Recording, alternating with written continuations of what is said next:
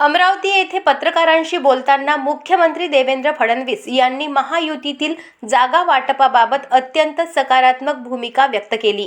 जागा वाटपासंदर्भात अतिशय सकारात्मक चर्चा सुरू आहे। मला अपेक्षा आहे की लवकरच हा तिढा सुटेल, युती नक्की होईल आणि कोणतीही अडचण होणार नाही, असे फडणवीस म्हणाले।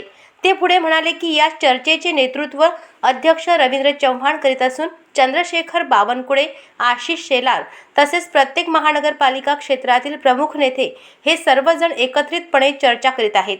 काल रात्रीपर्यंत घेतलेल्या माहितीप्रमाणे चर्चा अतिशय सकारात्मक मार्गावर आहे, अशी माहिती त्यांनी दिली।